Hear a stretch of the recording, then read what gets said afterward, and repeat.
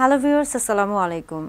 আমি ডক্টর নুসরাত জাহান দৃষ্টি কাজ করছি ক্লিনিক্যাল সোশ্যাল ওয়ার্কার এবং সেক্সুয়াল হেলথ এডুকেটর হিসেবে আমার verified YouTube channel sex edu with doctor দৃষ্টির সাথে।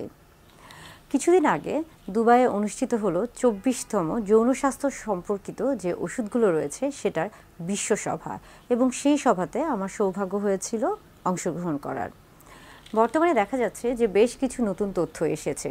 কিছুদিন আগেও পেনিস বা পুরুষ লিঙ্গ নিয়ে আমরা বেশ কিছু বার্তা দেওয়ার চেষ্টা করেছি। পুরুষদের পেনিস নিয়ে অনেকেরই অনেক রকমের প্রশ্ন থাকে, এবং বিশেষ করে আমরা যদি পুরুষ লিঙ্গের বিষয়ে আসি, সেই ক্ষেত্রে কিন্তু সবচেয়ে যে পরিচিত যে প্রশ্ন বা সবচেয়ে পরিচিত যে জিনিসটা সবাই জানতে চায় বা সবার মধ্যে একটা আগ্রহ কাজ করে, সেটা হচ্ছে যে পেনিসের সাইজ এবং পেনিসের শেপ। এটা নিয়ে কিন্তু অনেকেই প্রশ্ন থাকে অনেকের, এবং অনেকেই কিন্তু দ্বিধাদ্বন্দ্বে ভুগে থাকেন, এবং এই প্রশ্নগুলোর উত্তর অনেকেই অনেকভাবে দেওয়ার চেষ্টা করেছেন, এবং এগুলো নিয়ে কিন্তু অনেক ধরনের গবেষণা হয়েছে, এবং এক একবার এক এক গবেষণায় কিন্তু এক এক রকম ফলাফল এসেছে। এবং সব ফলাফলগুলোকে মিলিয়ে আমরা শেষ যে ভিডিওটা বানিয়েছিলাম বা শেষ যে ভিডিওটা করেছিলাম, সেখানে বলেছিলাম যে আসলে পেনিস বা পুরুষ লিঙ্গের যে এই যে আকার বা আকৃতির যে বিষয়টা রয়েছে, এটা শুধুমাত্র যে যাও নিচে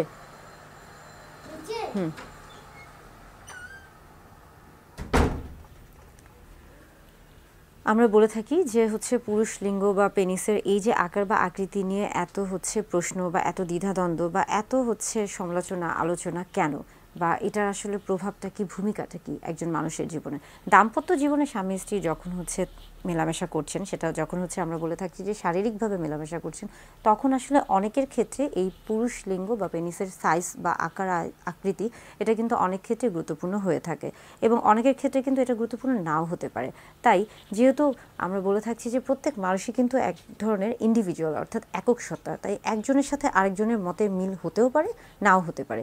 তবে নতুন একটি গবেষণা এসেছে, এবং এই গবেষণা দেখা গেছে, বলা হয়েছে যে প্রায় ৬০ জন স্ত্রী অর্থাৎ নারীদেরকে বেশ কিছু প্রশ্ন দেওয়া হয়েছিল, এবং তাদের মধ্য থেকে যে প্রশ্নগুলো করা হয়েছিল সেই প্রশ্নগুলো আপনাদের সাথে শেয়ার করছি। একটি প্রশ্ন ছিল যে আসলে তিনি কেমন পেনিস পছন্দ করেন, বড় নাকি ছোট। সেই ক্ষেত্রে দেখা গেছে যে বেশিরভাগ নারী উত্তর দিয়েছেন যে তিনি বড় পুরুষ লিঙ্গ পছন্দ করেন। এবং আরেকটা প্রশ্ন ছিল এরকম যে সেখানে কয়েক ধরনের পুরুষ লিঙ্গের একটা আকারের বর্ণনা দেওয়া ছিল বা দৈর্ঘ্য উল্লেখ করা ছিল। সেখানে দেখা গেছে যে বেশিরভাগ নারী বা স্ত্রীরা যেই পুরুষ লিঙ্গের যে দৈর্ঘ্যটা বেশি ছিল, তারা সেটাই পছন্দ করেছিল। অর্থাৎ সেই ক্ষেত্রে বলা যাচ্ছে যে নারী বা স্ত্রীরা ইতিমধ্যে যে গবেষণাটা হয়েছে বা তৎক্ষণাৎ এই কয়েকদিনের মধ্যে যে গবেষণা হয়েছে, সেখানে তারা আসলে আমরা বলছি যে বড় আকারের যে পুরুষ লিঙ্গ রয়েছে সেটাকে আসলে তারা বেশি প্রাধান্য দিয়েছে। এর পাশাপাশি দেখা যাচ্ছে যে তাদেরকে বেশ কয়েকটা আমরা বলে থাকছি যে উদাহরণ বা বেশ কয়েকটা ডামি বা স্যাম্পল দেওয়া হয়েছিল, যে তারা আসলে কোন ধরনের পেনিস বা পুরুষ লিঙ্গ পছন্দ করে থাকেন, এবং সেখান থেকে তারা দেখা গেছে যে তারা সবচেয়ে বড় দৈর্ঘ্যের যে পুরুষ লিঙ্গটা ছিল বা পেনিস ছিল সেটাকেই নির্বাচন করেছে।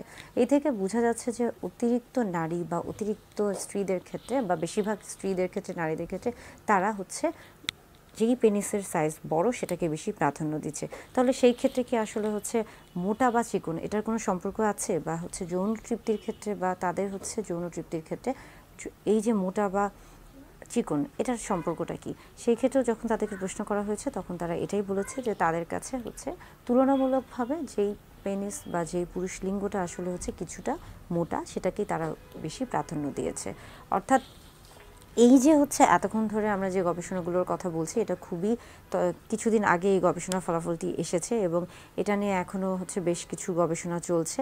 তবে আমার কাছে মনে হয়েছে যে আসলে পুরুষ লিঙ্গ বা আমরা বলছি যে পেনিসের যে সাইজ অ্যান্ড শেপের যে ব্যাপারটা, এটা আসলে একান্তই আপনার এবং আপনার সঙ্গী অর্থাৎ স্বামী স্ত্রীর দুজনের মধ্যে সম্পর্ক। আপনাদের যদি পারস্পরিক সমঝোতা ভালো থাকে বা আপনাদের যদি আত্মিক সম্পর্কটা ভালো থাকে, সেই ক্ষেত্রে আসলে এই বিষয়গুলো খুব বেশি প্রভাব ফেলার কথা না। হ্যাঁ, অনেক সময় প্রভাব ফেলতে পারে যদি আপনাদের দেখা যাচ্ছে আপনাদের নিজেদের মধ্যে তেমন কোনো খুব একটা ভালো দৃঢ় একটা বন্ধুত্বপূর্ণ সম্পর্ক নেই। সেই ক্ষেত্রে দেখা যাচ্ছে যে অনেক ধরনের সমস্যা হতে পারে। অনেকেই জানতে চান যে আসলে তিনি পুরুষ লিঙ্গের পরিমাপটা কিভাবে বুঝতে পারবেন, বা তার পুরুষ লিঙ্গ কতটুকু, এই দৈর্ঘ্য এবং প্রস্থটা তিনি কিভাবে বুঝতে পারবেন। সেই ক্ষেত্রে বলতে চাই যে এটা আসলে পরিমাপটা 3 এমনভাবে করা হয়ে থাকে বা 3টা অবস্থায় আপনি এই পরিমাপটা নিতে পারেন। একটি হচ্ছে ফ্ল্যাসিড পেনিস, অর্থাৎ আমরা বলে থাকি যে স্বাভাবিক অবস্থায় যে পেনিসটি রয়েছে বা যেটি হচ্ছে আসলে স্বাভাবিক অবস্থায় থাকে বা নিচে ঝুলে থাকে সেটাকে আসলে ফ্ল্যাসিড পেনিস বলা হয়ে থাকে। এবং আরেকটা হচ্ছে যে ইরেক্ট পেনিস, অর্থাৎ এটাকে বলা থাকছে যে বা বলা হয়ে থাকছে যে যখন উত্থান হচ্ছে পেনিসের তখনই এটাকে ইরেক্ট পেনিস বলা হয়ে থাকছে এবং এই অবস্থায়ও কিন্তু পরিমাপ নেওয়া হয়ে থাকে। এবং আরেকটা হচ্ছে যে এসপিএল, এটাকে বলা হচ্ছে যে স্ট্রেচ পিনাইল লেন্থ, অর্থাৎ যখন আপনার ধরুন যে এই ক্ষেত্রে হচ্ছে আপনার পেনিসটা এখানে হচ্ছে আমরা বলে থাকি যে এভাবে ফ্ল্যাসিড অবস্থায় আছে, ঝুলে আছে এবং সেটাকে আপনি হচ্ছে টেনে সোজা করছেন বা একটু হচ্ছে এই যে চামড়াগুলো রয়েছে এটাকে একটু পিছনের দিকে টানছেন বা স্ট্রেচ করছেন, সেটাকে আসলে এসপিএল বলা হয়ে থাকে। এবং এই ক্ষেত্রে অর্থাৎ ফ্ল্যাসিড বা আমরা ইরেক্ট বা এসপিএল সব ক্ষেত্রে কিন্তু পিউবিক যে বোনসটা রয়েছে, অর্থাৎ এখানে যে পিউবিক বোনসটা শক্ত অনেকটা, যদি আমরা এটাকে পেনিস মনে করে থাকি সেই ক্ষেত্রে এখানে যে শক্ত যে হাড্ডিটা রয়েছে পিউবিক বোনস, সেটার থেকেই কিন্তু আসলে হচ্ছে আপনাকে মাপটা নেওয়া শুরু করতে হবে। এবং এটা কিন্তু টিপ অফ দ্য পেনিস, অর্থাৎ এই যে যেই রাস্তা থেকে প্রস্রাব করা হয়ে থাকে বা হচ্ছে এই টিপ অফ পেনিসের এই পর্যন্ত হচ্ছে পুরো মাপটা নেওয়া হয়ে থাকে এবং এটাকেই কিন্তু আসলে হচ্ছে লেন্থ বলা হয়ে থাকছে। এটাকে আমরা বলে থাকছি যে হচ্ছে পিনাইল লেন্থ। এবং আরেকটা হচ্ছে যে পিনাইল গার্ড, যেটাকে আমরা প্রস্তুতের কথা বলে থাকছি এবং সেটা আসলে মূলত আমরা পিউবিক বোনসের এখান থেকে শুরু করছি এবং এটাকে আমরা ঘুরিয়ে ঘুরিয়ে আসলে হচ্ছে পরিমাপটা নিয়ে থাকি। এবং দেখা যায় যে এটা হচ্ছে স্বাভাবিকভাবে বা এশিয়া মহাদেশের ক্ষেত্রে এই যে পরিমাপটা এটা মূলত 3 থেকে 4 ইঞ্চি দৈর্ঘ্যটা হয়ে থাকে এবং হচ্ছে প্রস্থটা অনেকের ক্ষেত্রে 2 ইঞ্চির মতো হয়ে থাকে। অনেকের ক্ষেত্রে এর চেয়ে কম হতে পারে, এর চেয়ে বেশিও হতে পারে, তবে এটা হচ্ছে আমরা বলে থাকছি যে গড়ে।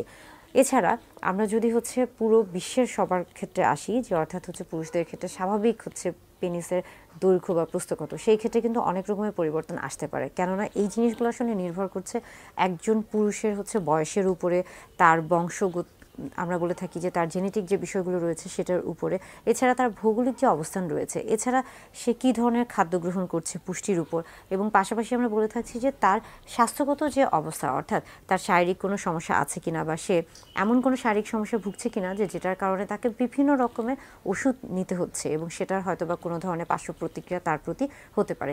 এই প্রত্যেকটা বিষয় আসলে হচ্ছে একজন পুরুষ লিঙ্গ বা পেনিসের আমরা বলছি যে দৈর্ঘ্য এবং প্রস্থ সব কিছু কিন্তু এই বিষয়গুলোর উপর নির্ভর করছে। তবে আপনার পুরুষ লিঙ্গ বা আপনার পেনিসের সাইজ যেটাই হয়ে থাকুক না কেন, সবসময় হচ্ছে আত্মবিশ্বাসটা রাখবেন নিজেদের মধ্যে, সবসময় হচ্ছে কনফিডেন্টটা বজায় রাখবেন, তাহলে আসলে খুব একটা সমস্যা হওয়ার কথা না। সেই ক্ষেত্রে আপনার যৌন জীবনও ভালো থাকবে এবং হচ্ছে আপনি এবং আপনার স্ত্রী, অর্থাৎ স্বামী স্ত্রী দুজনে একটা দাম্পত্য জীবন খুব ভালোভাবে কাটাতে পারবেন।